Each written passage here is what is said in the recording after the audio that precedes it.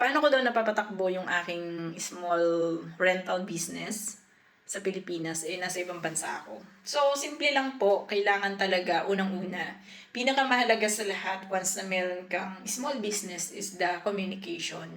So, time to time, meron akong camera. So, chinecheck ko siya sa camera. And then, meron ako na pagkakatiwalaan doon sa bahay na isa na sa tingin ko is katiwa-tiwala naman siya. And then siya yung hinihingan ko ng bigyan mo naman ako nito ng ano natin sa bill ng Meralco at saka bill ng tubig natin. So pasahan mo ako ng picture, ako yung nagbabayad. So ang ginagawa ko doon sa nagre-rent sa akin, kinukunan ko sila ng bayad ng tubig at saka ng ilaw. Kasi nangyari na yan sa akin before. Hindi ako kumuha ng ganyan. So hinahayaan ko sila ang magbayad. So wala akong pake. It's my first time. So lesson learned, iniwanan nila ako ng almost 3,000 na bill sa tubig at kuryente. Pero noong malis sila, sabi nila sa akin is bayad na sila. Which is nagpakita sila sa akin ng proof na nagbayad naman talaga sila. And then, nung lumabas yung billing ko for the next month, kasi syempre umalis na sila. So lumabas yung billing ko for the next month. Anong nangyari? Yun palang ipinakita nila sa akin na bayad nila ng April, is meron pala silang, di ba sa Meralco natin, is meron tayo, pwede tayong kulang yung binayad. For example, parang tingi-tingi ba? So, ganun pala. Anong nangyari? Yung binayaran pala nila ng April is pang February pa.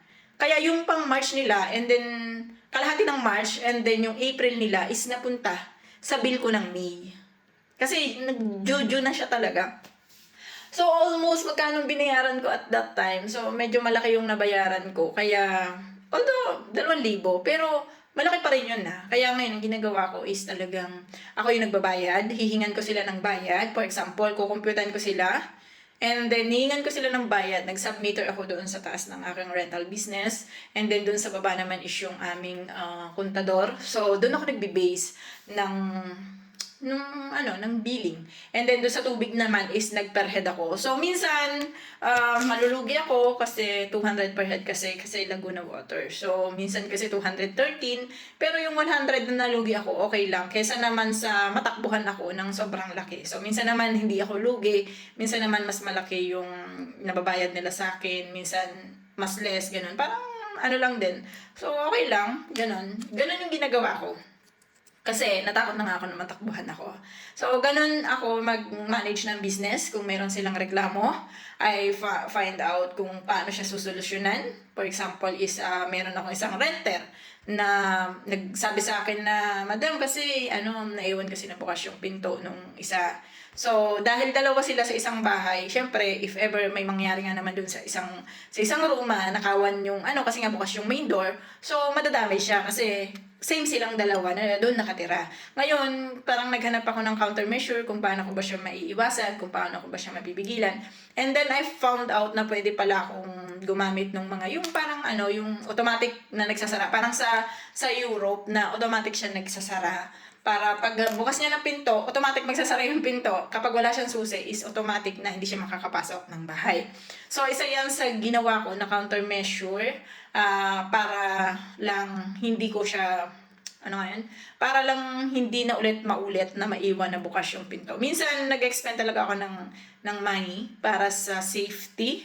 Siyempre, unang-una yan, sa safety ng bahay. And pangalawa talaga is nag-spend talaga ako ng money para sa basta sa safety and something valuable talaga. Kasi, syempre, bahay ko yun eh. So, kailangan ko talaga ingatan. And, yung communication talaga, huwag niyong hahayaan na mawalan kayo ng communication. Nangyari yan sa akin dun sa past renter ko. Nawalan kami ng communication, hindi ko alam ang messenger nila. So, at the end of the day, so ako pa rin yung talo dahil para ako nagpa-upa ng libre. Kasi nga, although nabayaran naman nila yung rent nila, kaso nga nag-iwan sila ng almost 3,000 sa akin na billing ng tubig at kuryente. So, malaki na rin yung 3,000 para sa nagsisimula na kagaya ko. And sometimes there is a lesson learned sa mga nangyayari sa atin.